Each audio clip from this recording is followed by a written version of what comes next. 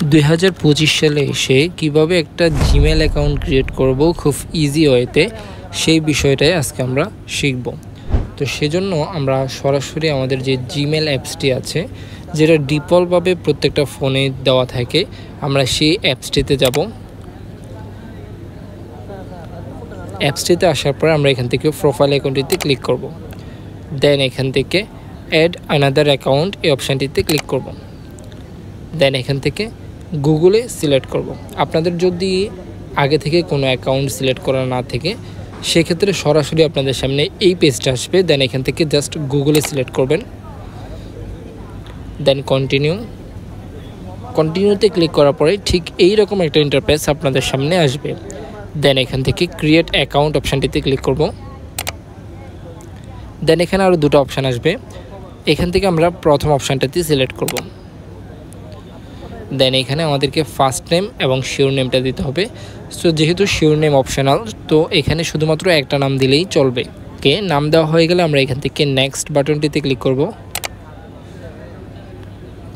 দেন এখান থেকে আমাদেরকে বেসিক ইনফরমেশন দিতে হবে, জন্ম তারিখ, সব কিছু সিলেক্ট করা হয়ে গেলে আমরা এখান থেকে নেক্সট বাটনটিতে ক্লিক করব।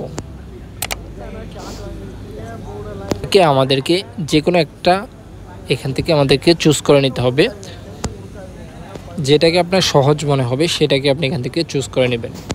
থেকে নেক্সট বাটনটিতে ক্লিক করতে হবে। দেন এখানে আপনাকে একটা স্ট্রং পাসওয়ার্ড সেট করতে হবে। এখানে অবশ্যই capital letter and small letter and কিছু সিম্বল রাখতে হবে, যার মাধ্যমে আপনি 8 থেকে 12 ডিজিটের মধ্যে একটা স্ট্রং পাসওয়ার্ড এখানে সেট করে দেবেন। সো আমি এখান থেকে পাসওয়ার্ডটা সেট করে নিচ্ছি।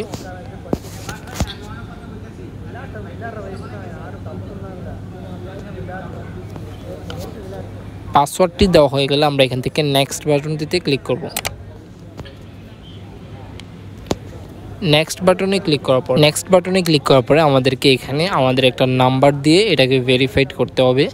সো আপনি যেই দেশে থাকেন না কেন, ওই দেশের কান্ট্রি কোড সিলেক্ট করার পরে এখান থেকে আপনাকে আপনার নাম্বারটাকে বসাতে হবে। দেন নাম্বারটাকে ভেরিফাই করতে হবে। সো আমরা এখান থেকে নাম্বারটা বসিয়ে দিচ্ছি। নাম্বারটি বসানো হয়ে গেলে আমরা এখান থেকে নেক্সট বাটনে ক্লিক করব।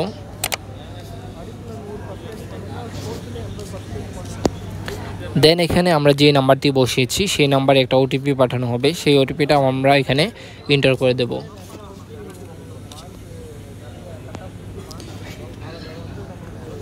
এন্টার করার পর এটা অটোমেটিক্যালি নিয়ে নেবে।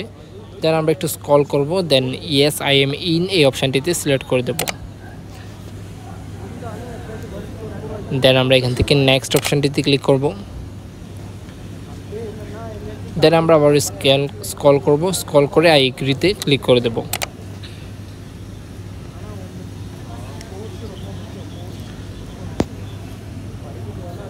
এখন কিন্তু আমাদের জিমেলটি ক্রিয়েট করা হয়ে গেছে। আমরা এখানে যে নাম্বারটা ব্যবহার করেছি সেই নাম্বারটা কিন্তু একটা রিকভারি নাম্বার হিসেবে কাজ করবে।